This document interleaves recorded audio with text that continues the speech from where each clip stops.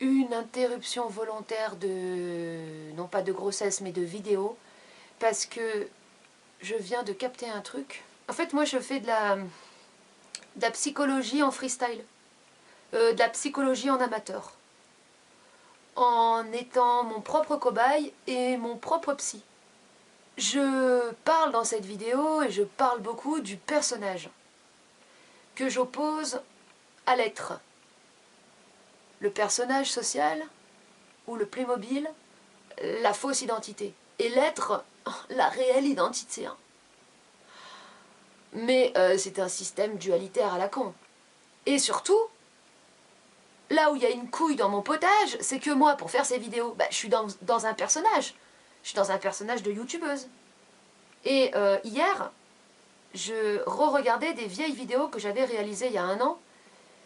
Et je réalisais qu'à chaque vidéo, eh bien, il y avait un nouveau personnage qui apparaissait et qui s'exprimait. Et donc, ma première chaîne YouTube, c'était une sorte de défilé, de carnaval de Rio, de mes personnages. Alors c'est un peu un comble pour une personne qui veut niquer les personnages, de faire un carnaval des personnages. Ça fait penser un peu aux gens qui refoulent leur homosexualité, qui n'aiment pas les gays, et en fait, ils découvrent un jour qu'ils sont gays, tu vois. C'est un peu du même ordre. Et là, ce que j'ai réalisé ce matin, avec mes notions de base que j'ai en psychologie, qui me sont revenues, c'est que le problème, s'il y en a un, c'est pas le personnage en tant que tel. C'est le surmoi. Le surmoi, je trouve toujours un nouveau coupable, c'est génial. Un nouvel ennemi à abattre. Ça, c'est mon côté belliqueux, j'ai besoin d'avoir un bouc émissaire. Alors là, mon nouveau bouc émissaire, c'est le surmoi. Le surmoi, c'est, comme je l'avais appris quand j'étais au lycée, un système d'autocontrôle, un pare-fou, une barrière pare-fou à la folie, donc à l'inconscient. Et c'est ça, en fait, ce que j'appelle le Playmobil. Et en fait, c'est ça que je désignais quand je parlais du personnage social. Et de la fausseté et de l'artifice. C'est ce fameux surmoi, c'est-à-dire, c'est quand l'humain, il parle, mais pas pour parler ou pour partager quelque chose ou exprimer quelque chose, mais pour faire barrière à quelque chose. Tu vois, c'est ça le mensonge. C'est la barrière. C'est-à-dire, tu vois, c'est quelqu'un te parle, mais tu sens que il te cache quelque chose. La personne est super polie avec toi, super bienveillante avec toi, mais tu sens que ça cache quelque chose. Pourquoi elle est bienveillante avec toi? Pourquoi elle est polie avec toi? Pourquoi elle est fausse avec toi? Parce que elle s'auto-contrôle, elle s'auto-rassure. Parce qu'il y a quelque chose en elle qui la dérange. Par exemple, ça peut être quelque chose qu'elle a ressenti vis-à-vis de toi et qui la met très mal à l'aise, mais qu'elle ne veut pas te dire, qu'elle n'ose pas d'abord voir elle-même, en elle-même, pourquoi il y a ce malaise, pourquoi elle a été mal à l'aise. Donc, elle va être fausse, cette personne, pour se rassurer avec sa fausseté. Ne pas voir ce qui a été créé en elle, enfin, ce qui s'est passé en elle. Et donc, en fait, le problème, c'est pas le fait d'être dans le personnage, comme quand tu fais une vidéo, tu es dans un personnage. Et même quand je parle plus calmement, j'ai l'air plus sincère, plus dans l'être, mais c'est de l'apparence, ça. Y a des gens aussi pareil, pour donner l'apparence qu'ils sont bien dans l'être, ils vont parler, tu vois, alors avec une petite voix douce. Mais non, mais c'est pas, y a pas de façon d'être pour être dans l'être. Être, c'est lié à ce que tu exprimes. Donc ça peut prendre plein de formes. Mais à ce que tu exprimes parce que tu as besoin de le dire. Et l'inverse, c'est quand tu caches ce que tu aurais besoin de dire au travers justement d'un mensonge, donc d'une fausse, d'une politesse de façade, voilà, d'un truc de façade. Et ça, cette truc de façade, c'est ce surmoi, c'est ce système d'autocontrôle, d'auto-rassurage, d'auto-négation de choses qui ont été ressenties, mais qui n'ont pas été exprimées. Et moi, en fait, si dans ma précédente chaîne YouTube, j'ai fait tout ce défilé des personnages, j'ai traité de sujets différents, je me suis embarquée dans des trucs comme ça, en toute berzingue, en freestyle, hein, total. C'était justement pour libérer ces parties de moi qui pendant tellement longtemps, pendant si longtemps n'avaient pas pu s'exprimer. Et ces parties qui n'avaient pas pu s'exprimer, bah, c'était du coup des personnages, vous voyez? Je ne sais pas si c'est clair, mais pour synthétiser, le problème, c'est pas le personnage, c'est le surmoi. C'est ce système d'autocontrôle, d'autonégation de ce qui est ressenti. Et de négation de ce qui est ressenti, de négation de l'expression de ce qui est ressenti.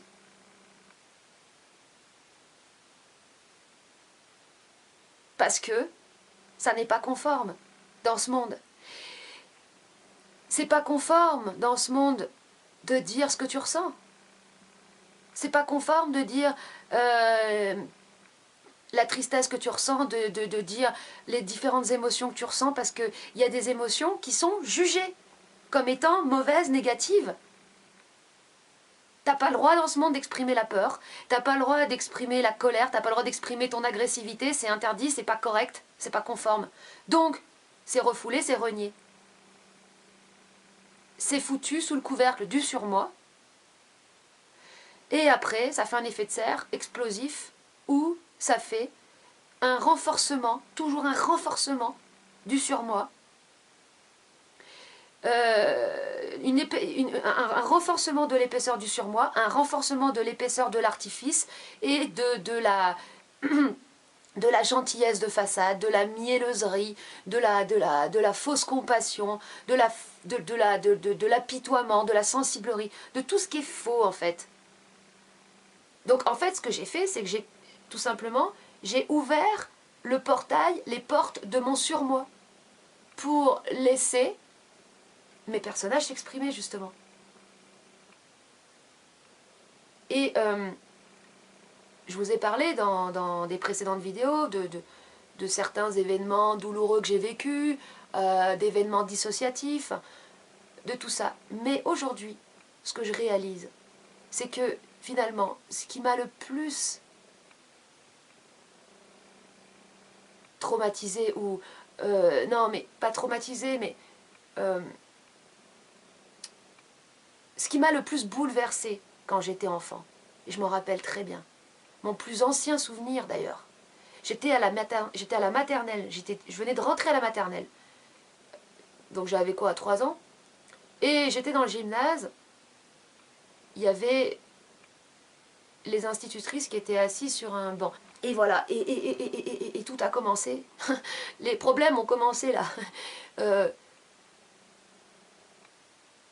Je me souviens parfaitement de cette image où je vois ma maîtresse, assise sur un banc, le regard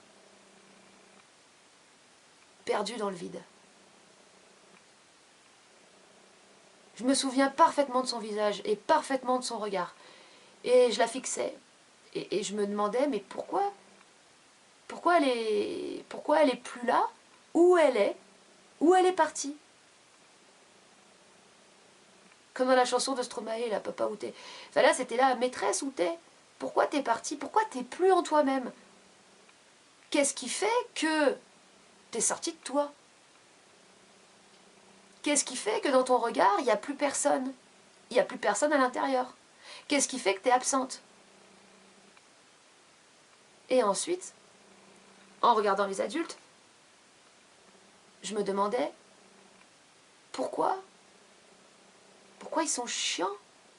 Pourquoi ils sont chiants comme ça? Pourquoi ils ont à ce point l'air de s'ennuyer? Parce que quand tu es un enfant, tu vois clair. Tu comprends pas forcément, mais en tout cas, tu vois clair. Tu as les yeux pour voir. Tu vois qu'ils s'ennuient, tu vois qu'ils se font chier, tu vois qu'ils sont morts. Tu vois qu'ils sont plus là. Et tu te dis, mais pourquoi? Et surtout, pourquoi ils reviennent pas? Pourquoi ils ne prennent pas en considération le fait qu'ils s'ennuient, le fait qu'ils sont morts, comme une priorité? Pourquoi c'est pas leur priorité, ça? Pourquoi ils parlent de trucs non prioritaires? Pourquoi ils parlent d'argent? Pourquoi ils parlent de factures? Pourquoi ils parlent de partir en voyage? Pourquoi ils parlent d'activités? Pourquoi? Alors que le vrai sujet, c'est qu'ils ne sont pas là. Le vrai sujet, c'est qu'il n'y a personne à l'intérieur. Et ça, pour un enfant, c'est terrible. Ouais, vous avez vu, j'ai changé le dispositif d'éclairage parce que j'ai changé de pièce.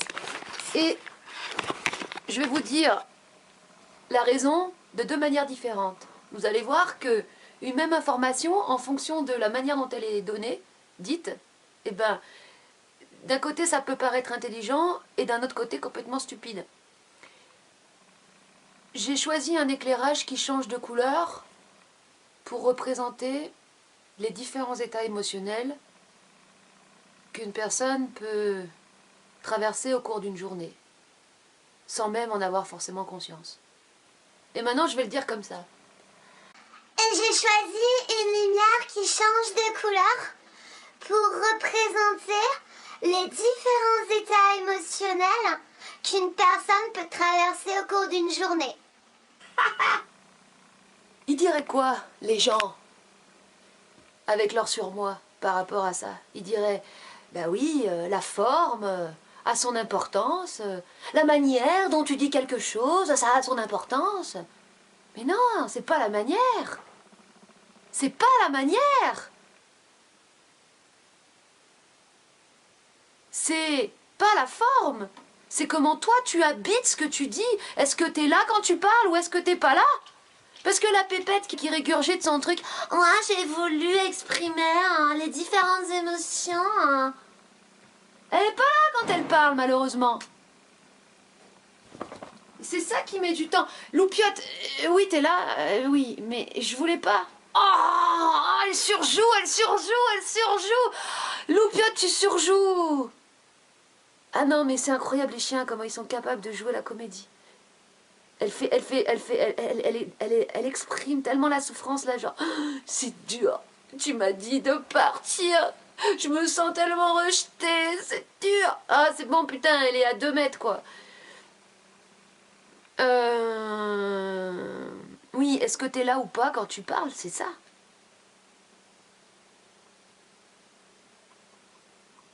Et ce que je disais dans la vidéo Parle à toi où je parle de l'importance de la sincérité. En fait, ça aussi, ça porte... C'est des trucs...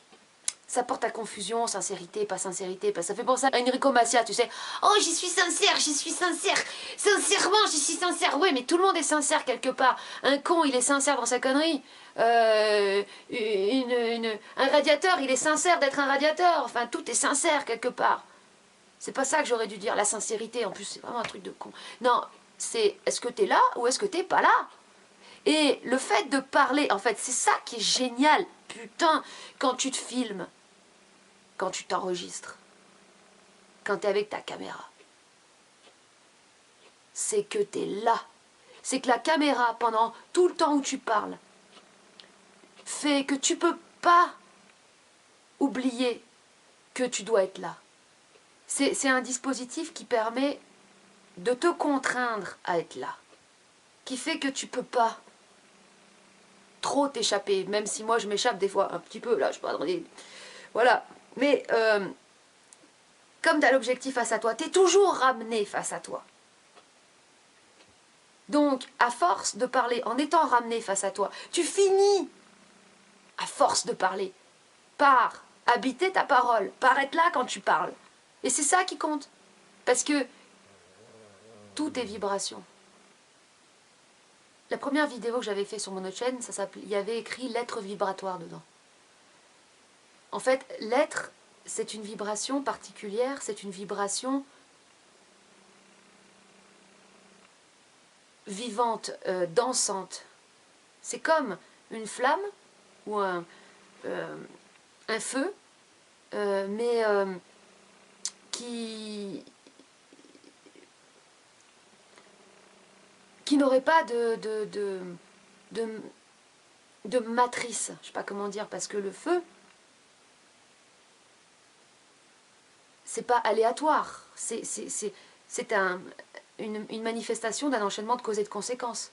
Alors que l'être, dans l'être, il n'y a pas de cause et de conséquences à sa manifestation.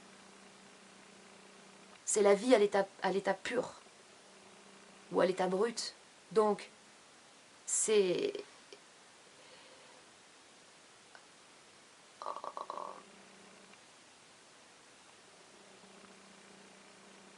C'est hors matrice. Je peux pas en dire plus là-dessus parce que il n'y a rien qui s'ouvre plus là-dessus. Mais c'est une vibration très particulière. Alors que les pensées, tout émet une vibration. Et c'est vrai, j'avais écouté une vidéo de... C'est Oregon, c'est ça, qui avait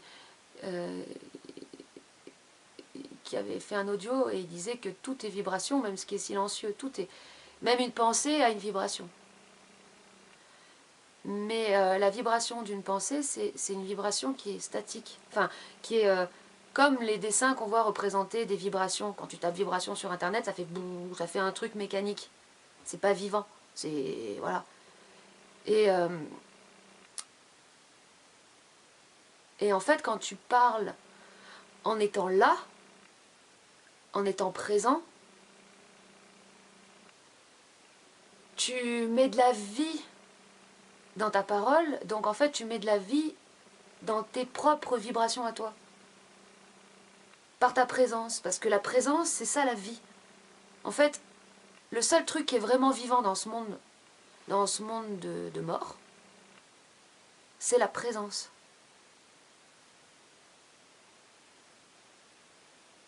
C'est une personne qui est présente à elle-même. Et il y a des gens qui sont présents quand tu les regardes dans les yeux, tu vois qu'ils sont là, mais le problème, qui est le nôtre, c'est qu'on n'est pas toujours là. Donc ça veut dire qu'on n'est pas toujours en vie en fait. On est à moitié en vie, on est des fois là, des fois pas là. Et moi, si je parle autant, c'est parce que ma soif première, bah c'est d'être là. C'est d'être en vie, putain. Et la vie dans ce monde, elle s'arrache, quoi. Sinon, tu te laisses engloutir, anesthésier.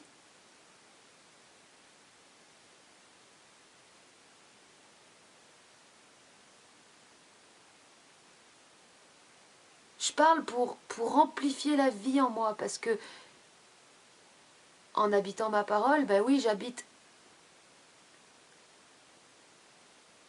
Je mets de la vie.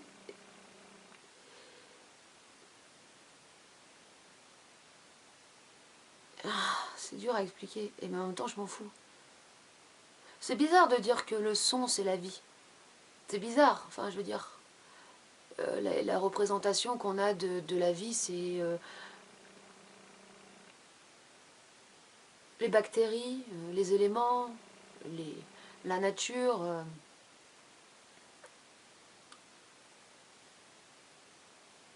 Mais moi depuis que j'ai vu ces expériences où de cordes d'archers frottés sur des plaques en métal avec du sable qui montre comment la vibration crée des formes, et la même expérience avec de la fécule de maïs et comment le son crée une forme dans la fécule de maïs, bah, j'ai compris que l'origine de la vie c'était le son. Et quand j'étais ado, je vous en avais déjà parlé, j'ai eu une sorte d'éveil, on pourrait dire ça. J'étais obsédée par les origines de la vie, l'origine de la manifestation de la matière. et je savais que c'était un son. Donc je parle pour la vie, quoi. Pour mettre de la vie en moi. C'est ça. Le truc qu'il faut défoncer, c'est le surmoi, c'est ce système de contrôle, d'autocontrôle. Et quand je parle du personnage social, et je vais en reparler, c'est ça, cet autocontrôle qui nous permet de donner l'apparence aux autres que nous sommes normaux, que nous sommes conformes, que nous sommes rationnels, que nous savons relativiser, que nous savons avoir de l'autodérision, parce qu'une personne normale, elle doit avoir un peu d'autodérision. Voilà, qu'on a le kit parfait du robot conforme à la norme. Et au final, on finit par croire, en fait, on finit par devenir ce surmoi. Donc on finit par devenir ce système de contrôle. Même nos gestes, en fait, ils sont une partie intrinsèque de ce système de contrôle, de ce surmoi. Tout est sous contrôle, en fait. Tout est sous contrôle, de ouf. C'est pour ça que moi je suis partie en roue libre, parce que je voulais niquer mon surmoi, en fait.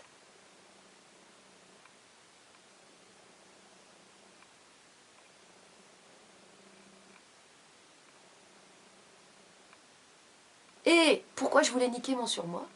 Parce que le surmoi, cette barrière ou cette ceinture qui fait barrage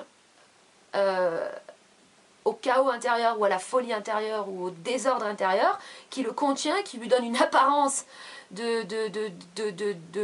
d'équilibre et de stabilité, eh bien, en fait, ça crée un effet de serre, ça crée un effet d'asphyxie, d'étouffement. Et c'est ça qui me faisait étouffer. Par rapport au sujet de la vidéo, l'autorité, que je vais développer là après, je me filme comme ça, c'est pour changer un peu. Eh bien voilà, j'avais pas fait la conclusion par rapport à cette petite parenthèse. Ah, je pourrais filmer comme ça aussi en tenant en tenant le tabouret. Il faut sortir de sa zone de confort. Hein. Et oui, l'autocontrôle du surmoi, c'est la fausse autorité. Tu vois? Et les gens, justement, comme je sais plus si je l'ai dit là, qui sont dans un super surmoi surrenforcé, c'est eux qui vont être castrateurs. Ils paraîtront autoritaires. Ils paraîtront autoritaires, ces gens, mais non, c'est de la fausse autorité. T'as d'un côté l'autorité du surmoi, mais la personne qui est dans la surautorité de son surmoi, tu la mets toute seule dans une maison perdue au fin fond de nulle part pendant 6 ans, tu vas voir que son autorité c'était du carton. Tu vois? Alors que l'être c'est autoritaire, mais c'est l'autorité qui vient naturellement quand tu développes de la conscience de toi-même, de l'amour-propre et de la dignité. Bah c'est normal. Si quelqu'un te chie à la gueule, tu vas pas lui dire « Ah, c'est cool, bah continue de me chier dessus ». S'il y en a un qui te frappe la joue gauche, tu vas pas dire « Eh bah vas-y, défonce-moi la joue droite ». Ça, c'est des conneries, ça. Bah oui. C'est des conneries, mais ça n'empêche que ça a conditionné pas mal de monde, hein.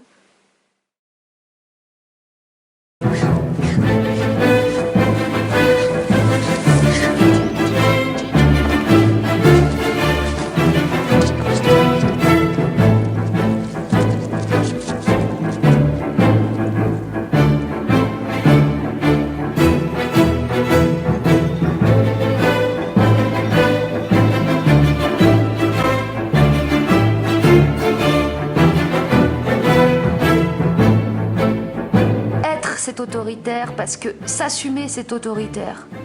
Alors, l'auto-équitation c'est une blague, mais pas tant que ça parce que quand tu cours comme un cheval, tu t'assumes jusque dans le bout des pieds. Et ouais. J'ai réalisé cette petite introduction pour dédramatiser la relation que nous entretenons avec l'autorité. S'auto-chevaucher soi-même, c'est... Imaginez que ton corps c'est un cheval et ta tête c'est un cavalier. c'est une manière de faire descendre la conscience jusque dans le bout de tes pieds, parce que quand tu cours comme un cheval, tu balances tes jambes et tes pieds au sol. Comme la foudre qui s'abat sur terre, la conscience qui germe dans un corps, c'est un phénomène agressif, si on peut dire que la foudre c'est agressif. La foudre c'est pas agressif, c'est s'habiter soi-même, c'est agressif, c'est autoritaire. Pourquoi ?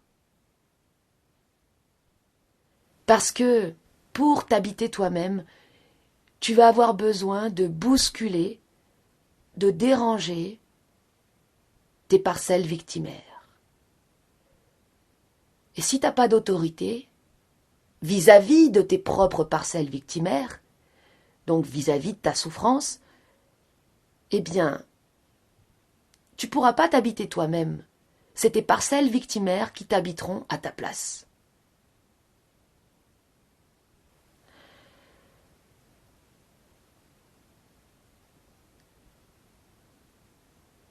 Par rapport à la manière dont courent les gens, ce qui me frappait quand j'habitais en ville et que j'allais au parc et que je regardais les joggers, c'est que je voyais des gens qui n'étaient pas là. Alors déjà, un piéton, c'est pas vraiment là, mais un jogger, c'est encore moins là. Parce que les gens courent pour se fuir eux-mêmes. Ils courent pas pour atterrir sur terre ou atterrir dans leur corps, ils courent pour tenter de s'évader. Donc, à quoi ça peut bien servir de courir? Sinon, de s'épuiser et ainsi de s'activer les hormones du plaisir, là, les endorphines. C'est de la drogue, le sport.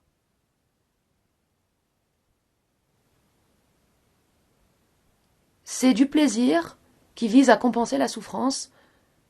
Donc, ça ne permet pas de se transformer si c'est fait dans ce but-là. L'autorité, c'est super important. Parce que tant qu'une personne a un problème avec l'autorité, elle ne peut pas se reconnecter à son être. Elle ne peut pas être, parce que être, c'est autoritaire. S'assumer, c'est autoritaire. Et si être et s'assumer, c'est autoritaire, c'est parce que pour être et pour s'assumer, il faut pouvoir bousculer ce qui, à l'intérieur de soi, t'empêche d'être et de t'assumer. Et pour bousculer ce qui, à l'intérieur de toi, t'empêche d'être et de t'assumer, eh bien, il te faut de l'autorité. Dans notre inconscient, nous associons confusément l'autorité avec la castration, le contrôle et le pouvoir.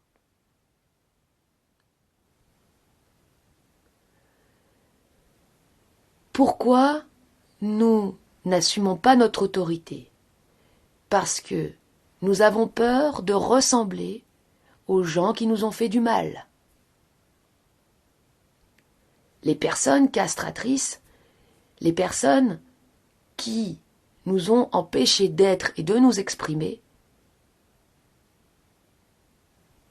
n'étaient pas des personnes autoritaires, mais des personnes malades, qui avaient besoin de tuer la vie, la spontanéité, la joie de l'autre pour se sentir exister.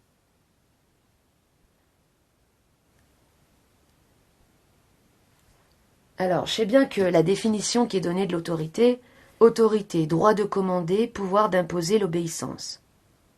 L'autorité du supérieur sur ses subordonnés. Les organes du pouvoir, les représentants de l'autorité. Oui, forcément, on pense à l'État, on pense aux hommes de pouvoir, on pense aux gens qui donnent des ordres, qui commandent. Donc, en effet, on associe l'autorité à la castration, au contrôle. Et tant qu'il y a cette association, encore une fois, il ne peut pas y avoir de reconnexion à l'être. Il ne peut pas y avoir possibilité de s'assumer réellement, pleinement, totalement. La personne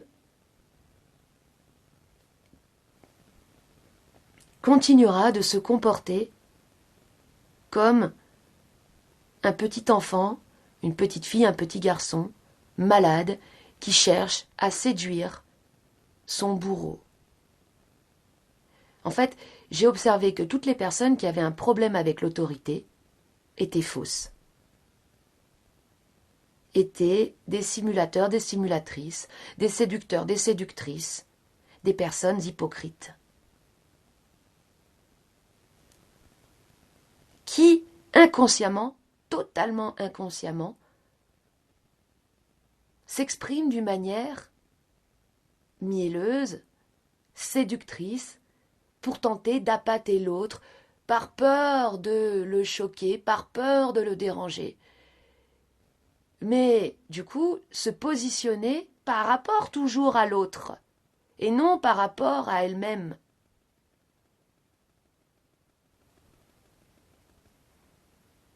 Pour moi, l'autorité, c'est un positionnement par rapport à soi-même. Exemple, si une personne décharge ses frustrations sur toi, effectue un transfert, un caca nerveux parce que tu lui évoques la mémoire de son bourreau, eh bien, tu seras autoritaire. Tu diras, ça, non. Pourquoi tu seras autoritaire? Par dignité, par amour-propre. Donc, ton autorité sera l'expression d'un positionnement par rapport à toi, par rapport à ta sensibilité. Alors que dans la castration, la personne, elle se fuit elle-même, elle déporte ses frustrations, sa souffrance sur l'autre. Et c'est en ce sens qu'elle est injuste. Une personne est injuste quand elle se fuit elle-même et quand elle reproche à l'autre la cause de ses souffrances ou de son mal-être, alors que l'autre n'en est pas l'origine, mais simplement le réveil. Comme par exemple les femmes qui reprochent à leur mec tout ce que leur bourreau leur a fait. Le mec leur a rien fait, mais il réveille la mémoire de la souffrance. Et dans ce cas-là, le mec devra faire preuve d'autorité, parce que s'il se soumet à la manipulation perverse de la victime, eh bien, il va entrer dans une relation hyper toxique.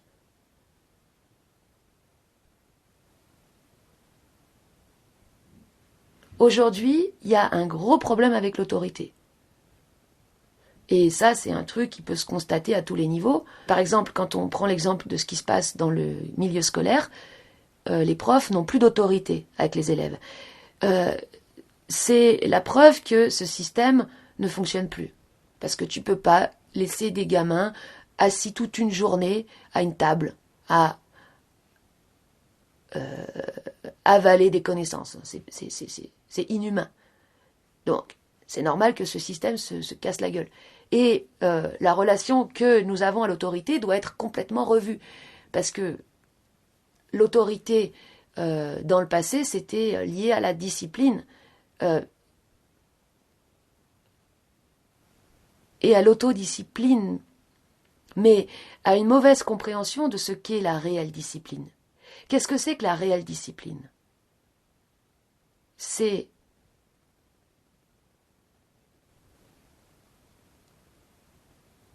une manière quotidienne de bousculer ses propres parcelles victimaires. C'est ça la discipline. La mémoire des souffrances, nous en avons tous. Et si tu fais rien pour transformer tout ça, tu te laisses contrôler par tes mémoires, tes souffrances. La souffrance, c'est pas uniquement le fait d'être mal. La souffrance commence déjà au travers du conditionnement. Parce que la personne qui n'ose pas déconstruire ses propres conditionnements, c'est une personne qui a besoin d'être conforme, d'être acceptée des autres. Et si elle a besoin d'être acceptée des autres et d'être conforme, c'est qu'elle a une victime en elle qui cherche la reconnaissance. Donc c'est qu'elle a de la souffrance. Un enfant, donc un individu qui est encore dans son état naturel, qui est encore en contact avec son être, est dans une révolte permanente. Parce que tout ce qu'il ressent, il l'exprime. Et il s'en fout de déranger. S'il doit pleurer à 1h du matin, il pleure à 1h du matin. Il fait preuve d'autorité. Il fait preuve d'affirmation, d'expression par rapport à ce qui se passe en lui, mais il ne le réfléchit pas. Il dérange, mais il n'en a pas conscience. L'adulte, ensuite, n'ose plus déranger, il veut à tout prix être conforme. Mais il n'y a que la souffrance dans l'être humain qui a ce besoin d'être accepté des autres et d'être conforme, de ne pas faire de plis, de ne pas déranger. Et quand tu écoutes tes pensées, tes conditionnements, eh bien, tu dérives vers une vie où tu vis uniquement pour tes devoirs et tes obligations, et où tes besoins sont complètement oubliés. Où tes désirs, tes envies, tes plaisirs remplacent tes besoins. Et ça, c'est une nuance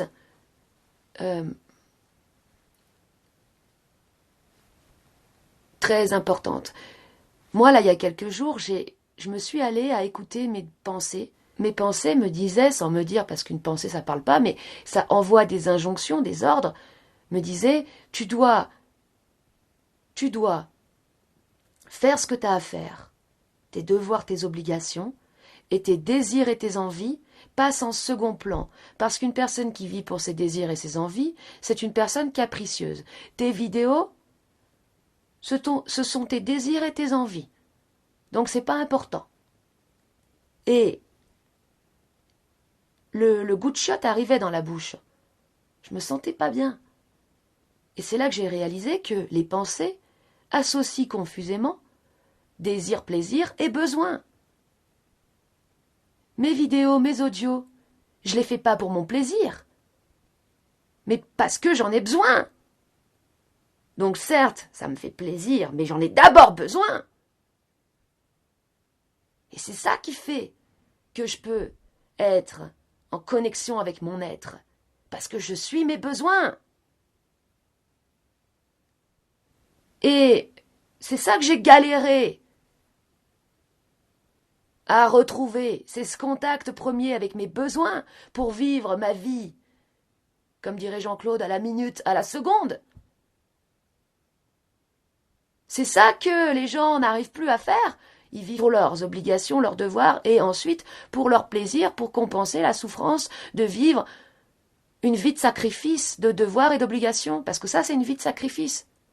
C'est une vie de créature qui croit qu'elle doit s'acheter sa vie.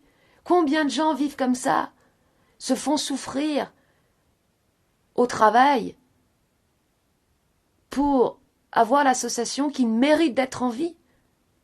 Donc, s'ils ont ce besoin, c'est que ils ont une victime en eux qui se sent indigne d'exister et qui croit qu'elle doit payer son cachot pour avoir le droit de l'habiter. Et quand la souffrance est trop importante, eh bien oui, ils s'adonnent à des plaisirs, à des loisirs, ils font du sport, ils ont des endorphines, ils écoutent de la musique. Ils regardent des films, ils regardent des séries. Moment d'évasion, moment d'abandon. Mais c'est pas une vie, ça. C'est pas une vie d'être humain, c'est une vie de créature. Et le fait de ne pas... En fait, la parole permet de déconstruire les formes pensées. Et les formes pensées, les conditionnements, c'est le système qui nous maintient dans la position de la créature soumise, qui n'a pas d'autorité. Moi, si j'écoute mes pensées, mes conditionnements, je parle pas. Parce que dans mes conditionnements, eh bien, une personne qui parle ou une personne qui s'expose, c'est une personne orgueilleuse, vaniteuse, imbue d'elle-même. Donc ça n'est pas une bonne personne, parce qu'une bonne personne, elle doit être humble, elle doit être discrète, elle doit rester dans l'ombre, elle doit fermer sa gueule. Avec la télécommande, je peux changer de chaîne. Comme si j'étais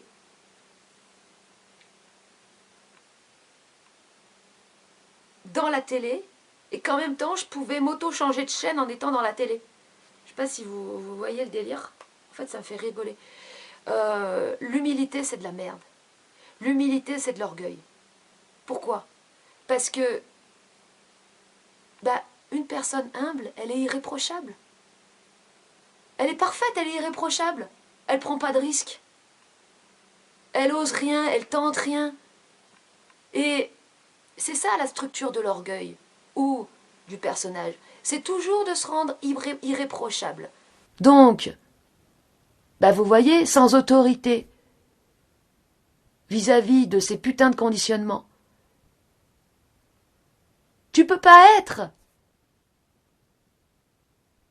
Tu restes une créature et tu continues de reporter au lendemain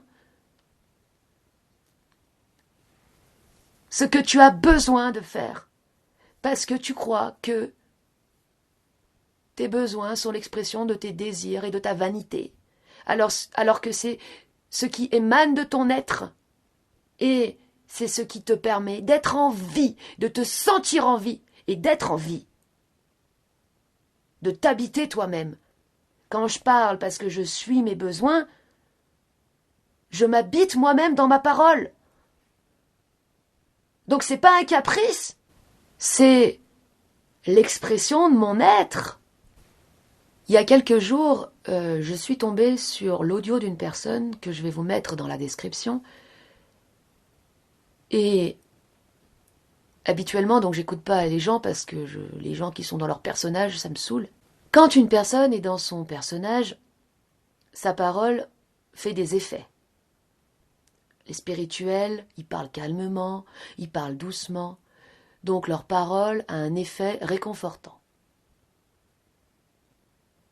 Mais une personne qui parle depuis son être n'a pas un effet sur toi, mais une action. Sa parole agit. Et c'est ça la parole réelle. C'est une parole qui agit. Et comment elle agit? Elle agit en bousculant, en secouant tes puces, tes bestioles, tes parcelles victimaires. Et là, l'audio sur lequel je suis tombée, c'était l'audio d'une personne qui parle depuis son être, donc avec autorité, et donc qui agit sur toi, qui agit sur tes parcelles victimaires. Alors, j'en avais déjà parlé quand j'avais fait la présentation de la vidéo d'Alexandra que j'ai dû retirer ensuite. Je disais que moi je croyais que seule ta propre parole pouvait avoir une action sur toi. Mais j'ai constaté que la parole de quelqu'un d'autre pouvait également agir. Et ce qui est très intéressant, quand tu écoutes la parole de quelqu'un qui parle depuis son être, c'est que sa parole va agir sur des zones que tu avais verrouillées. Et c'est ça la fonction de l'autre. Sartre disait l'enfer c'est les autres. Oui, l'enfer c'est les autres parce qu'il te ramène à des parties de toi que tu veux pas voir. Mais on peut dire aussi, du coup ça n'a rien à voir avec la situation de Sartre, mais les autres c'est la possibilité d'ouvrir l'enfer que toi t'avais verrouillé en toi. Rien à voir. Les autres c'est la confirmation aussi. Parce que tu peux confirmer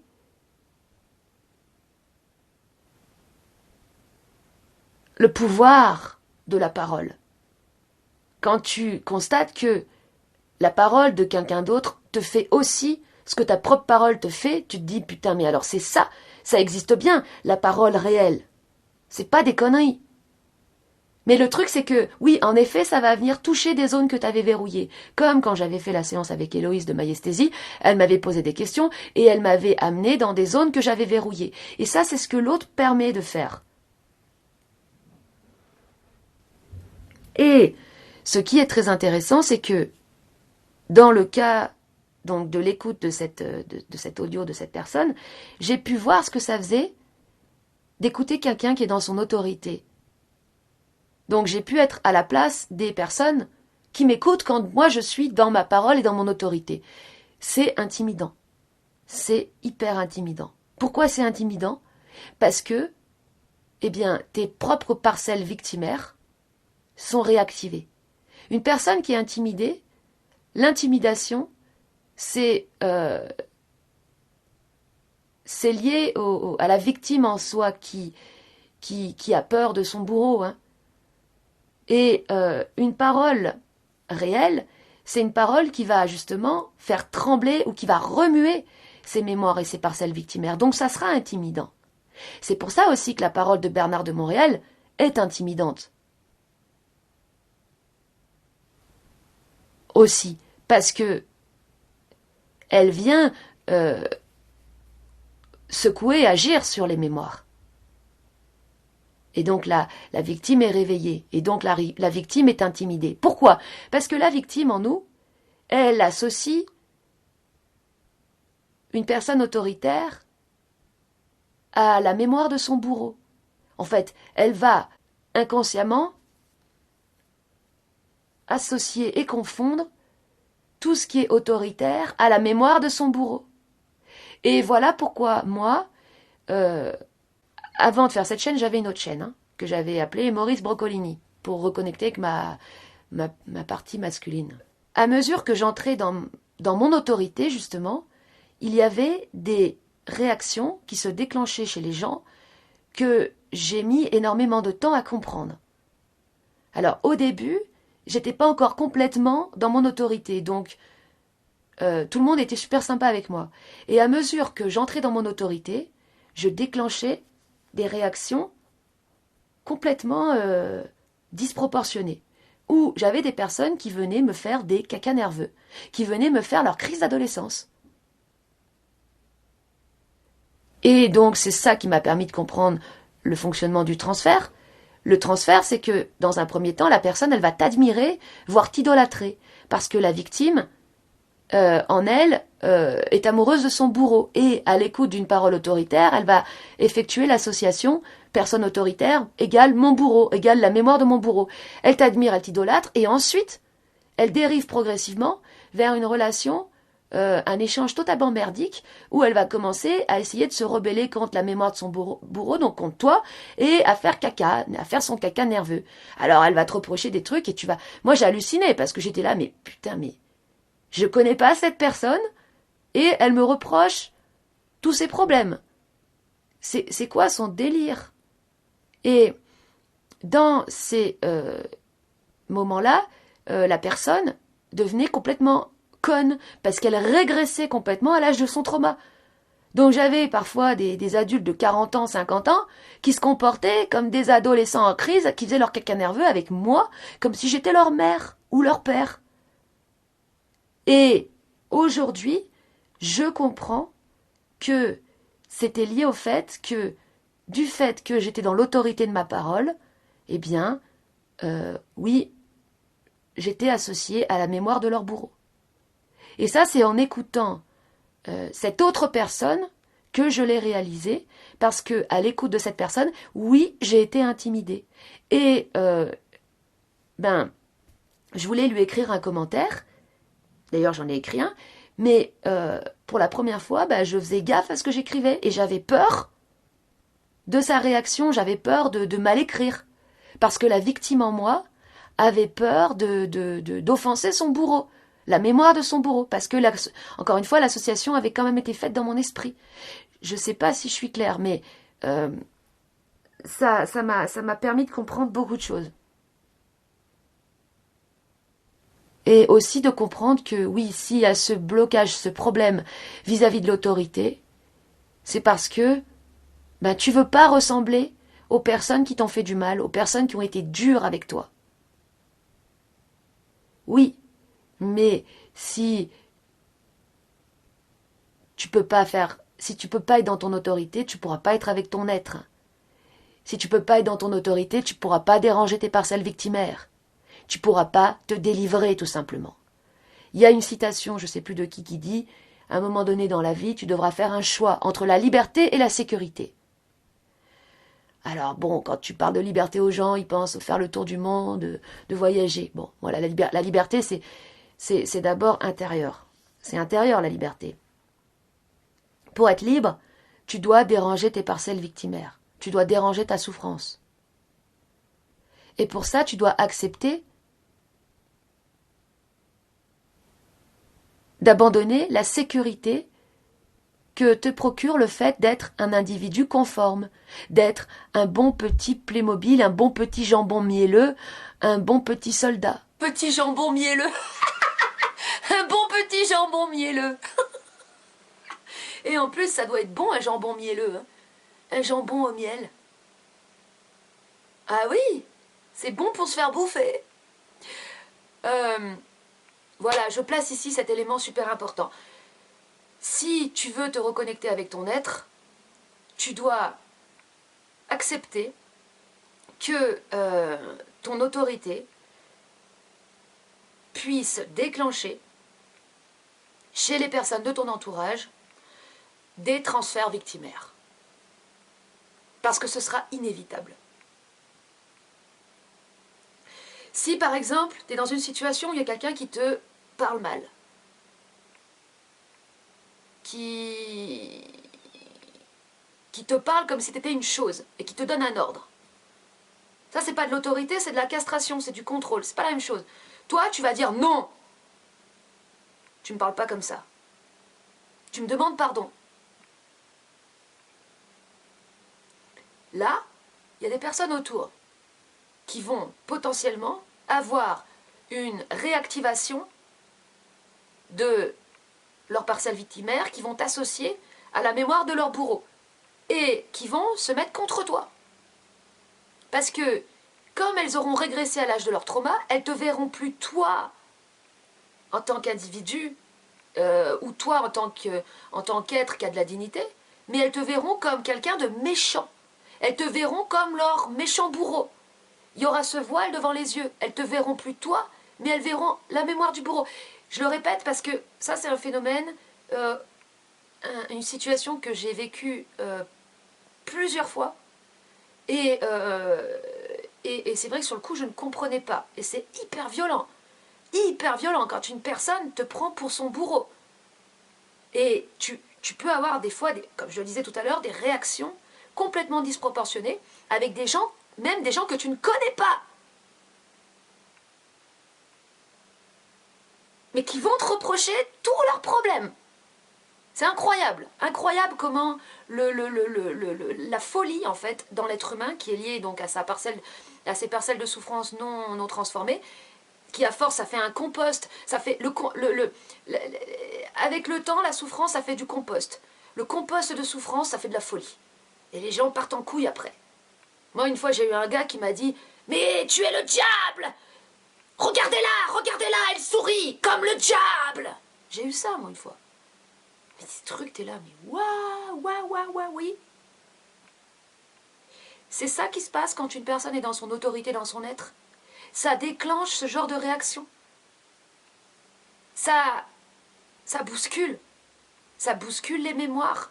Donc ça bouscule les démons de peur, de terreur, là, et puis ils sont paniqués, ils savent plus quoi faire, alors ils tirent dans tous les sens. Et une personne qui est en souffrance depuis trop longtemps, elle fait n'importe quoi. Quand ses parcelles de souffrance sont réveillées, elle tire dans tous les sens. Elle part dans tous les sens comme ça, c'est n'importe quoi.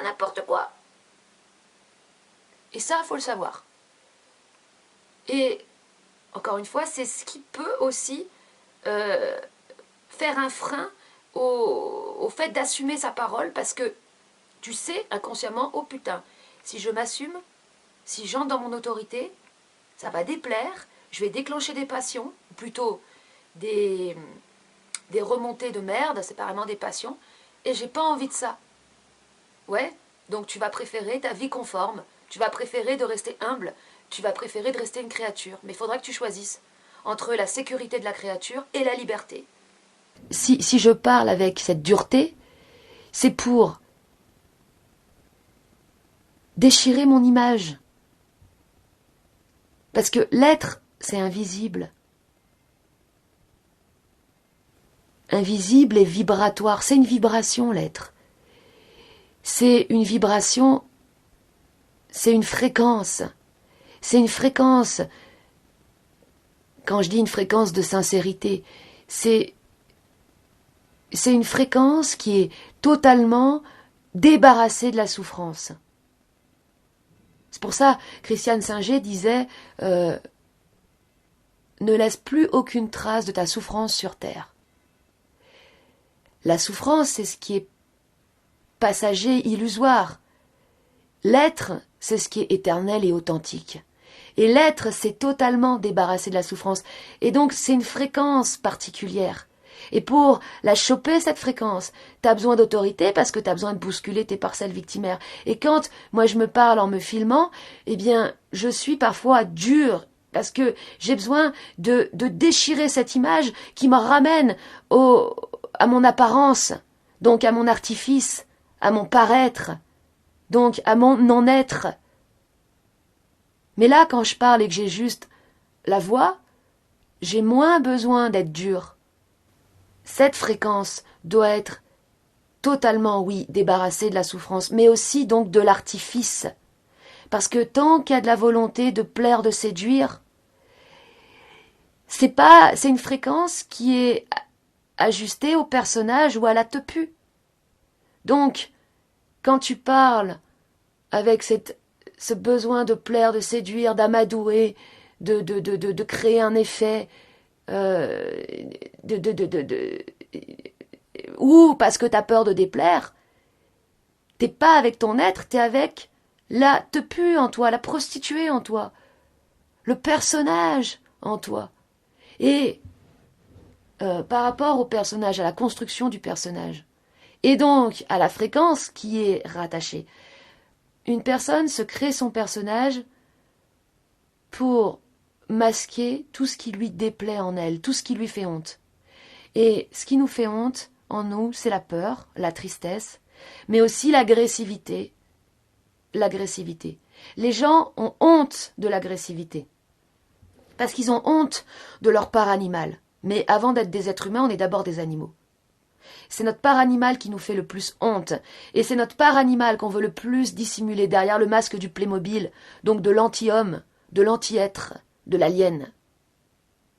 C'est l'agressivité que les gens veulent vaincre en faisant du yoga. Donc en devenant des aliens, des anti-êtres. L'agressivité, c'est essentiel, justement, pour désamorcer, pour déstabiliser les parcelles victimaires en nous. Si tu mets ton agressivité de côté, tu continueras d'être faux, tu continueras d'être coupé de toi-même, tu continueras d'être conforme dans la forme, mais non conforme vis-à-vis de toi-même, infidèle vis-à-vis de ton être, et à l'opposé de ta réelle nature. Parce que le personnage, c'est vraiment ce qui est à l'opposé de notre réelle nature. Donc oui, en apparence, les gens sont bienveillants. Oui, en apparence, les gens sont posés, altruistes, à l'écoute. Pourquoi ils sont altruistes et à l'écoute? Parce qu'on leur a dit qu'il fallait l'être. Parce qu'on leur a dit que les personnes égoïstes n'étaient pas dignes d'être en vie. Alors que l'égoïsme, c'est la base. Parce que si tu ne penses pas à toi-même, si tu ne vis pas pour toi-même, pour tes besoins, tu ne pourras jamais aider les autres. Et tous ces conditionnements reposent sur des confusions et des aberrations, des absurdités, des non-sens.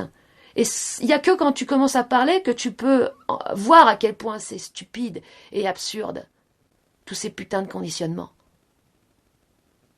Mais une fois que t'es complètement devenu ton personnage, complètement devenu ton Playmobil, complètement devenu ton masque, tu vas finir par développer du mépris envers toutes les personnes qui sont elles-mêmes, justement, qui sont en contact avec leur être. Parce que, comme toi, tu auras renié des parties de toi, tu auras dû développer du mépris envers toi-même. Parce que le mépris germe comme ça dans l'être humain. C'est par rapport à des parties de soi qui nous font honte. La peur, la tristesse. Moi, j'ai eu un gros problème avec la tristesse. Et c'est pour ça que j'étais tout le temps dans la colère aussi. C'était pour faire rempart à ma tristesse. L'agressivité. Tant que tu as honte de ça, tu vas te renier toi-même, tu vas renier des parties de toi-même, donc il y a le mépris qui va germer en toi. Et le mépris, pour le dissimuler, tu vas faire comment? Tu vas devenir une personne mielleuse. Une personne qui est une personne hypocrite qui enveloppe ses mots et ses paroles d'un joli papier glacé, qui prend les formes tout le temps. Parce que tu voudras pas voir à quel point il y a du mépris en toi. Vis-à-vis de toi-même. Vis-à-vis des parties de toi-même. Mais moi, ça, je le ressens. Je le ressens de ouf avec les personnes qui sont dans le paraître, qui sont dans leur personnage social de personnes bien comme il faut. Je ressens le mépris qu'il y a. Et je ressens le jugement envers moi quand je suis dans mon autorité, dans ma spontanéité. Je ressens que ça dérange. Je suis obligée d'en avoir rien à foutre, parce que si je le prends en considération, c'est moi que je renie moi-même. Et pour en avoir réellement rien à foutre de ce que je peux créer chez les autres et de ce que je peux déranger chez les autres, eh bien j'ai besoin de beaucoup d'autorité.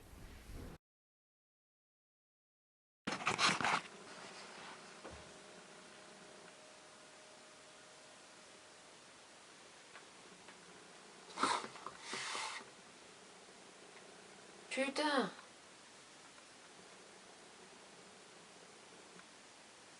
C'est peut-être un peu too much, là. Oh putain, ça fait un effet, là! Oh oh oh! Ouais, c'est le commandant Ashtar qui vous parle. Là, je le fais avec le téléphone et je me regarde dans l'écran. J'ai l'impression d'être prisonnière dans la télé. Aidez-moi à sortir de la télévision! Je veux sortir de la télé. Change de chaîne, Hello! Change de chaîne! T'es sur toutes les chaînes, putain, c'est la merde! Merde! Ce qui est génial, c'est que je peux maintenant changer de couleur. Loupiote, t'es quelle couleur maintenant? Un gros chien bleu.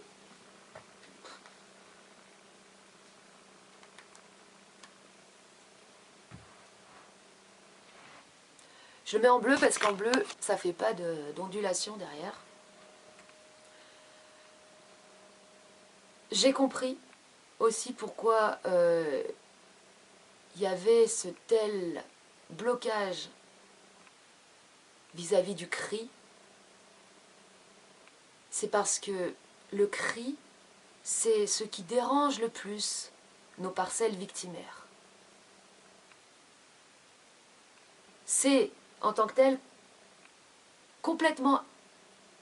Enfin, c'est difficile, ça a été pour moi très difficile de comprendre pourquoi les gens n'arrivaient pas à crier. Pourquoi moi-même, pendant des années, je n'arrivais pas à crier. Pourquoi j'avais à ce point de difficulté à faire crier les gens. Alors que ça permettrait d'améliorer les échanges, la communication aussi. Il y en a qui parlent de communication non violente. Alors ça, c'est vraiment la pire des aberrations, les communications non violentes. Les communications non violentes, c'est les communications de Playmobil, de gens faux qui dissimulent leur souffrance et qui font style « tout va bien ». Si les gens criaient avant de se parler, avant de se retrouver, si tu criais avant d'aller à ton repas de famille, tu constaterais que ça se passe beaucoup mieux. Parce que dans les repas de famille, il y a les parcelles victimaires qui se réactivent. Parce que tes souvenirs d'enfance sont réactivés. Donc toutes les souffrances de l'enfance sont réactivées. Donc c'est malaisant les repas de famille. Mais voilà, s'il y a cette difficulté à crier, c'est parce que inconsciemment, tu veux pas déloger la victime en toi. Tu veux pas déloger la souffrance en toi. Et tu t'auto-persuades que tout va bien. Moi, quand j'étais dans mon Playmobil, dans mon masque, je m'auto-persuadais que j'étais parfaitement équilibrée et que j'étais une personne responsable et tout ce que tu veux. Enfin, quand j'assistais à des performances, par exemple, avec des artistes qui se mettent à crier dans tous les sens, je me disais, oh là là, oh, ça me rappelle le bon vieux temps, ça, ou la souffrance, oh là là. Ah, maintenant, je suis loin de tout ça. Pff. Ah oui, bah oui, c'est encore un artiste en souffrance. Hein. Mais moi, maintenant, comme je suis une personne spirituelle, je suis au-delà de tout ça. Non, la souffrance, pour moi, c'est du passé. Que dalle! J'étais dans la mythomanie. J'étais dans l'autofiction. J'étais devenu mon personnage. Le personnage, il est toujours bien comme il faut. Il a plus de souffrance. Il a tout dépassé. Mais non, la peur, l'angoisse, la tristesse, ce sont des émotions qui sont intrinsèques à l'être humain. C'est le jour où tu n'as plus de peur, où tu n'as plus d'angoisse, où tu ressens plus rien, que tu n'es plus humain. Et c'est aussi le jour où tu n'exprimes plus tout ça, que tu n'es plus humain. Et ça, il m'a fallu du temps avant de le réaliser. Et avant, justement, de pouvoir débloquer le cri et de constater que, en criant, je me transformais intérieurement. Parce que je délogeais mes mémoires, je délogeais mes parcelles victimaires, puissamment. L'être humain, il est particulier. Les animaux qui viennent au monde ne crient pas tous. Il y a des accouchements qui se font dans le silence. Mais quand le bébé arrive au monde, il crie. Donc ça veut dire que il a déjà de la souffrance en lui. Moi je dirais qu'il a déjà de la matière noire. Il a déjà de la mémoire, peut-être qu'il a la souffrance de tous ses ancêtres. Mais il l'extériorise. Donc, dans l'extériorisation, il transforme cela.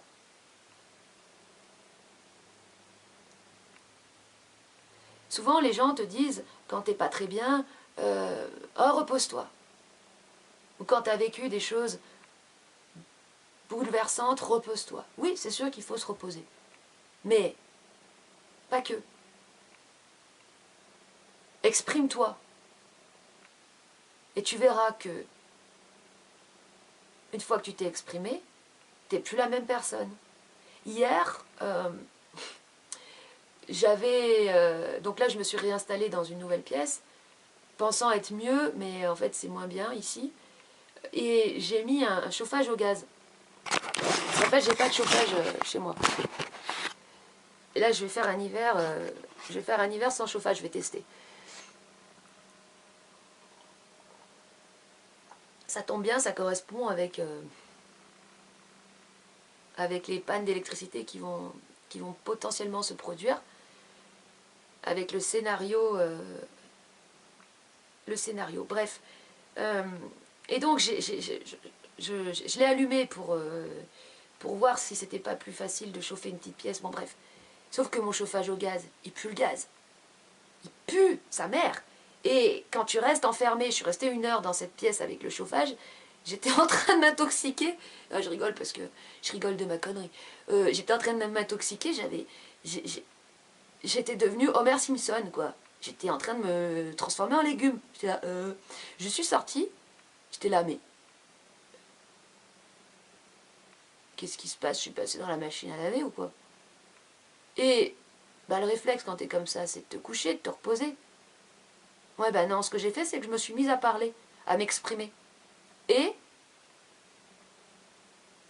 mon état vibratoire, parce que tout est vibration, a changé.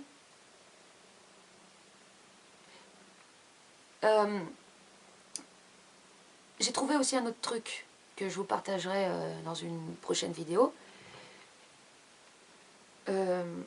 C'est le pouvoir de la connerie, le pouvoir du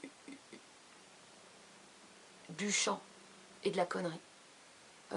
Quand tu es au plus mal, quand tu es triste, quand tu as des grosses parcelles victimaires qui sont réactivées et que tu es vraiment mal, pour te sortir de cet état, enfin moi, la meilleure façon que j'ai trouvée, c'est par la connerie. Alors, il y a le fait de rire à de la merde, ça c'est bien, mais c'est pas aussi puissant que chanter de la merde, chanter des conneries. Et c'est pas aussi puissant que ce que tu peux créer comme chanson. Parce que si tu chantes sur des trucs qui existent déjà, moi j'ai arrêté les karaokés là, parce que ça me fait pas du bien en fait. Ça, comme moyen d'expression, c'est pas top parce que c'est pas créatif. Mais si toi t'es créatif, t'inventes des paroles à la con et tu chantes comme une merde, putain, mais est-ce que ça fait du bien? Cette légèreté de la connerie, c'est d'une puissance. C'est ça que nous perdons, hein, au travers de nos parcelles victimaires, au travers de la souffrance. Nous perdons notre légèreté et notre humour. Et c'est ça le problème.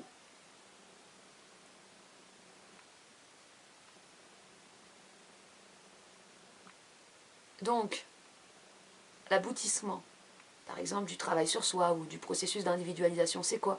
C'est de transformer les mémoires, mais c'est quoi le but suprême? Ben, c'est de pouvoir retrouver son humour, sa spontanéité, sa légèreté, sa créativité. Sinon, je vois pas l'intérêt. C'est incroyable. L'autre fois, je tombais sur une vidéo d'une nana, comme ça, par hasard, qui commençait à s'énerver et à dire bon, mais je vais arrêter de parler parce que ça nourrit le mental et puis ça pense, et puis alors on se rendait pas compte qu'en parlant comme ça elle nourrissait aussi son mental parce qu'elle suivait une pensée qui lui avait dit qu'elle nourrissait son mental quand elle parlait. Enfin bon, elle était relou. Tu te dis mais meuf, t'as pas compris que ça sert à rien si tu continues d'être relou? Tu comprends pas que le but c'est de retrouver sa putain de légèreté, sa putain d'innocence, sa putain de naïveté, mais réelle, pas la naïveté de l'enfant malade du simulateur, parce qu'en nous, il y a l'enfant intérieur, réel, l'être, et l'enfant simulateur, l'enfant malade qui veut plaire à son bourreau. C'est pas la même chose. Il y en a un qui est rebelle, l'être, il est rebelle. Et d'ailleurs, pour moi, Lucifer ou l'ange déchu, c'est la meilleure représentation de l'être. C'est la rébellion qui est la meilleure représentation de l'être. Rébellion face à Dieu, donc face à quoi? Face au conditionnement. Face aux formes pensées. En plus, Dieu dit eux. Deux et eux. Il y a la notion de division. Et quand tu passes tes pensées ou tes conditionnements au scanner, tu réalises que ça ne repose que sur de la division et sur de la contradiction, sur du non-sens.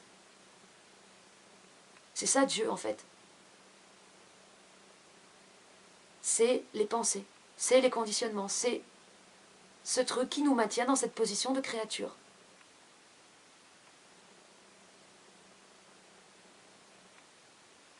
C'est fou comme le langage encode les choses. Il y en a pour qui Dieu évoque une intelligence supérieure à l'œuvre, dans le vivant. Ça, c'est pas la même chose. Cette intelligence avec laquelle tu as un contact par toi-même, au travers de ton expérience, au travers même de ta parole, quand tu constates que ta parole te permet de te transformer et d'être plus intelligent parce que, comme il y a moins de souffrance, il y a moins de conneries aussi. Parce que le problème de la souffrance et de l'orgueil, c'est que ça rend con. C'est ça le problème. Les gens deviennent cons, en plus d'être chiants, ils sont cons.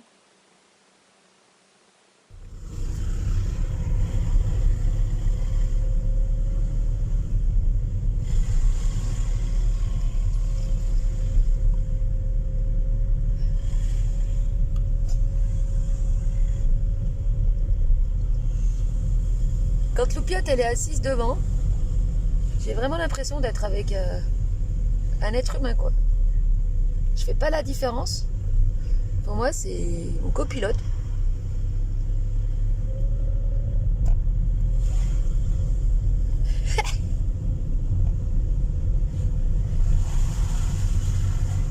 T'as pas mis ta ceinture Loupiote. J'espère qu'on va pas se faire arrêter par les keufs. Ça va vite d'écouter ses pensées. Et les pensées, c'est mort. C'est-à-dire que ce sont des perceptions qui sont déjà inscrites en nous. Et quand tu passes une vie à écouter tes pensées, tu vis sur la terre plate. Il n'y a pas de relief. Il n'y a pas de dimension, il n'y a pas de perspective. Quand tu écoutes tes pensées, bah un jour, tu as une super vie, le lendemain, tu as une vie de merde. Un jour, tu te dis « Ah, j'ai bien travaillé dans ma vie ». Le lendemain, tu te dis « En fait, non, j'ai rien foutu, j'ai pas avancé, j'ai rien branlé, j'ai rien fait par moi-même. Je vaux rien, je suis qu'une sous-merde. »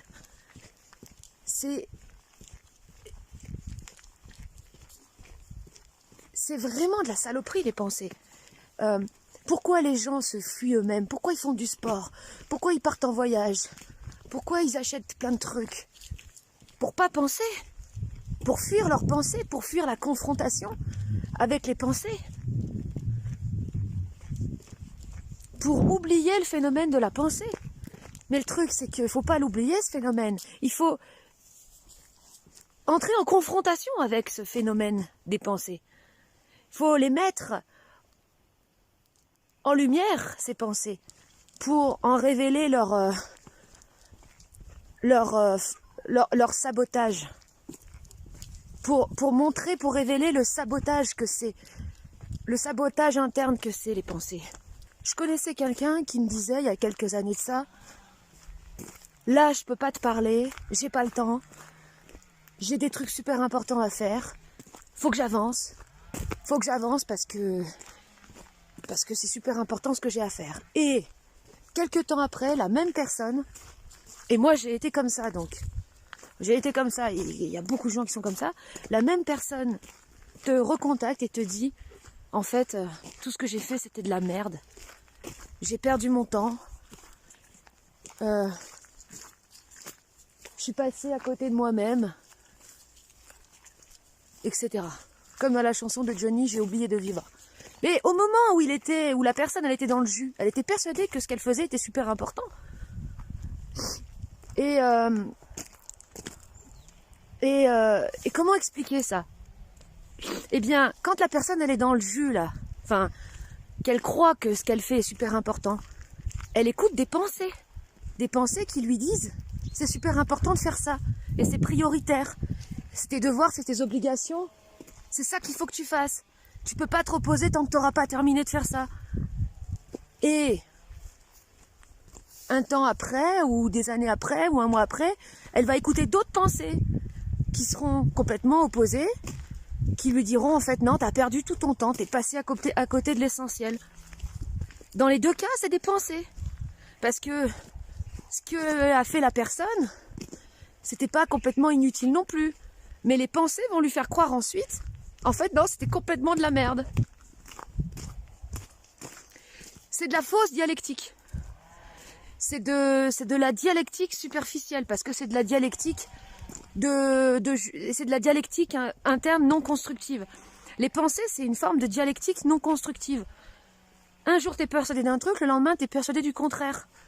Et tant que tu parles pas, eh bien, tu peux pas choper la fréquence de ton être. Donc, tu peux pas savoir ce qui est réellement important pour toi. Moi, je me souviens à l'époque, mon compagnon me disait toujours, mais qu'est-ce que tu veux dans la vie? Qu'est-ce qui te porte réellement? J'étais incapable de le dire. Parce que j'étais coupée de mes besoins. Parce que j'étais dans les pensées. Donc j'alternais entre des formes pensées tout le temps. Je disais, oh, eh bien, c'est de vivre en autonomie sur mon terrain. Parce que j'étais branchée à la forme pensée de la hippie qui croit que le bonheur dépend de son harmonie et de sa relation harmonieuse avec la nature. Mais ça venait pas de moi, c'est une forme pensée. Et quand je le disais, je sentais que ça vibrait pas, parce que c'était vide. Ce qui va faire que tu vas suivre ton besoin, ta soif, ça va être justement un mouvement de sortie des pensées, de sortie du mental réflexif. Et là, moi, je parle beaucoup pour parler de ça, parce que c'est essentiel. Et cette soif, le fait de suivre ses besoins, c'est ce qui nous relie, encore une fois aussi, à notre part animale. Attends, Loupiote, parce que là, il y a un autre chien. Ah, mais tu tires trop, Loupiote. Laisse-moi faire la vidéo. Viens. Ah bah oui, mais le chien, en même temps, il vient aussi. Petit kleps. Non, non. Ah, Loupiote, allez, viens, laisse-le. Petit chien. Elle est hyper excitée avec les petits chiens. Les petits chiens qui ont un petit peu de peur. Qui viennent chercher la merde. À partir du moment où tu t'engages dans ce truc là d'auto-analyse, de développement personnel, de machin, d'auto-analyse de toi-même, mental réflexif, et ben en fait, tu niques totalement ta part animale. Tu la niques totalement. Et tu t'éloignes encore plus de tes besoins. Et tu te fais tellement mal à réfléchir qu'après, tu vas pas vers les besoins, tu vas vers les plaisirs. Tu te dis, oh puis merde, casse les couilles, j'en ai rien à foutre, je vais me faire plaisir. Je vais me faire du bien. Allez. Bah ouais, mais non, parce que ton bien que tu te fais, bah, ça sera encore une fuite. Et tu seras encore plus éloigné de toi. C'est vraiment la merde tout ça. Il y a à faire preuve d'autorité vis-à-vis de ce phénomène, vis-à-vis de ce mécanisme interne des pensées. Il y a à dire fuck les pensées. Fuck les pensées. Fuck les pensées, je suis mes besoins et je suis mes aspirations. J'ai conscience que cette vidéo, elle peut être un peu dense ou chargée. Mais le truc, c'est que tant que toi, tu parles pas, tant que tu t'exprimes pas, tant que tu vas pas vers ton identité réelle ou ta singularité, tu te fais avoir par les formes pensées, t'écoutes des trucs qui sont de la merde, qui sont du déjà pensé, du déjà prémâché. Là, je tombe sur une vidéo, je vois juste le titre, avec une introduction sur, encore une fois, l'ego. Toutes les personnes qui souffrent et qui cherchent à sortir de leur souffrance cherchent un coupable à la souffrance. Et aujourd'hui, la mode, c'est de dire que l'ego est responsable de la souffrance. Mais c'est n'importe quoi. Toute cette merde mentale entraîne les gens vers le dépouillement. Le dépouillement. La spiritualité, les religions, tous ces trucs-là, c'est pour se dépouiller. Se purifier, se dépouiller. Il n'y a rien de plus morbide que ces notions de dépouillement ou dépossession de soi. On va aller de plus en plus aujourd'hui avec cette culture du développement personnel, du travail sur soi, vers un culte du dépouillement. Et un culte du générique. Comme les gens dans leurs intérieurs décorent tous leur maison pareil avec des bouddhas, avec des meubles en mode bois flotté. C'est tout pareil.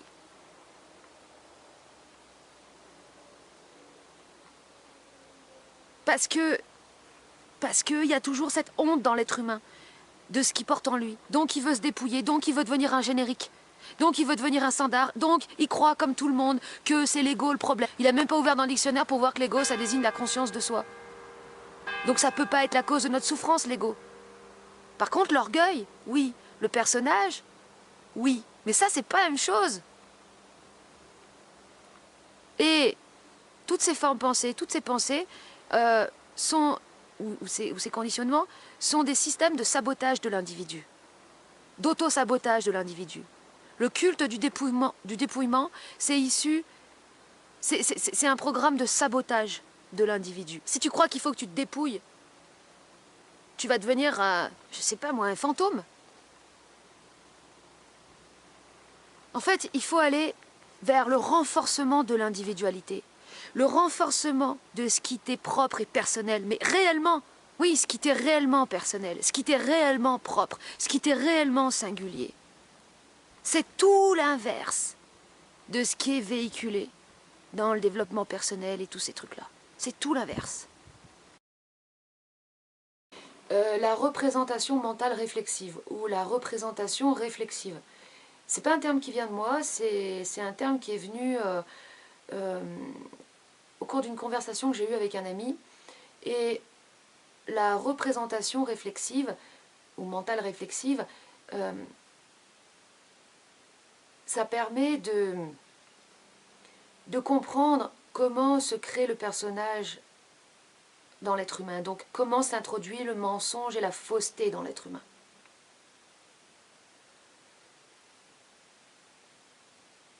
Moi avant, je voyais rien. Je voyais quelqu'un de sympa, je me disais, ah bah c'est une personne sympa. Point barre, j'allais pas plus loin. J'allais pas au-delà du masque, j'arrivais pas à percevoir le masque, j'arrivais pas à percevoir le mensonge. Aujourd'hui, depuis que je parle et depuis que je me familiarise avec ma sincérité, je vois tout de suite je ressens le mensonge. Je ressens la violence du mensonge. Et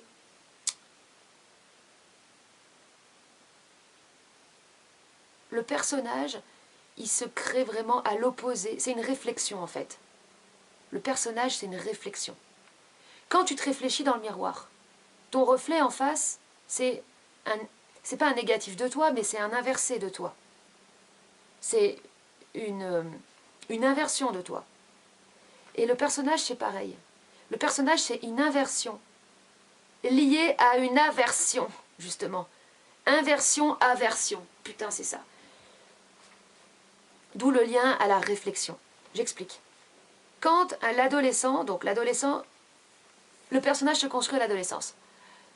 Par le fait que l'adolescent va prendre conscience du regard des autres et du jugement des autres. Le jugement va introduire une aversion envers des parties de lui-même.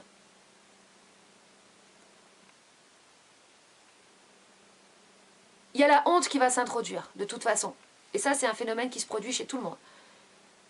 La honte va introduire de l'aversion. Par exemple, si l'adolescent est surpris en train de pleurer et que tout le monde se fout de sa gueule, il va développer une aversion envers la tristesse. Et qu'est-ce qu'il va faire? Il va construire un personnage de dur, d'insensible,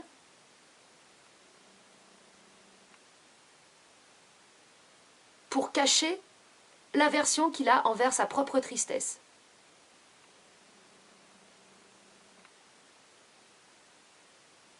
Voilà comment ça se passe. Et ensuite, il va devenir son personnage.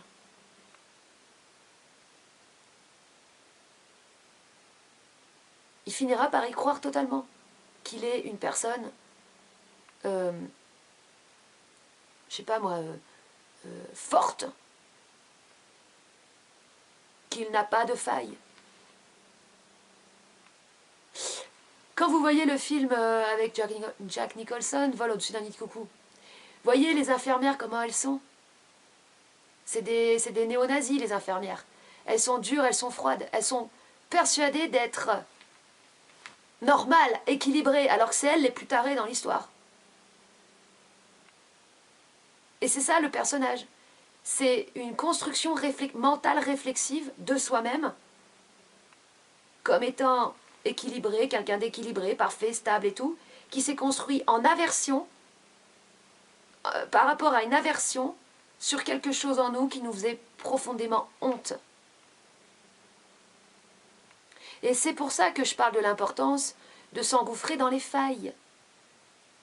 Parce que les failles, c'est justement ce qui menace l'effondrement du personnage et donc de l'artifice. La construction du personnage qui apparaît à l'adolescence est directement liée au phénomène des pensées. C'est-à-dire que si nous nous créons un personnage, c'est parce que nous avons fini par penser et donc par croire que nous étions une merde. Sinon, on serait juste purement dans l'être, on n'aurait pas besoin de cette interface, de ce masque. Si on pose un masque, c'est qu'on a un truc à cacher. Et ce truc à cacher, c'est les pensées auxquelles on a fini par croire. À force d'être humilié, à force d'être rejeté, d'être castré, on a fini par croire qu'on était une merde.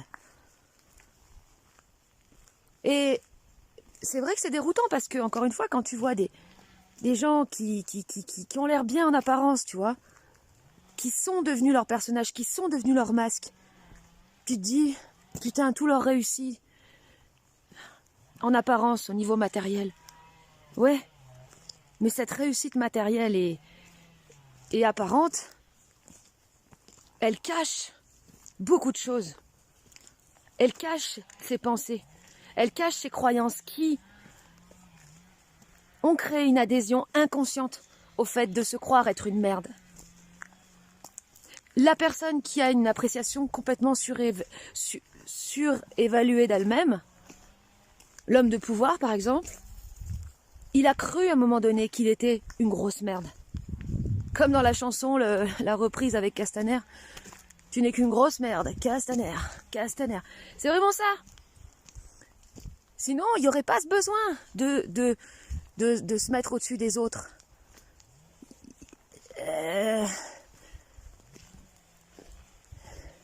Donc, le problème en fait de la pensée en tant que telle, c'est qu'il est générateur de croyances. Tant que la pensée n'est pas mise à haute voix, n'est pas donc déconstruite, ou n'est pas transcendée par la parole, eh bien, il y a une croyance qui s'introduit.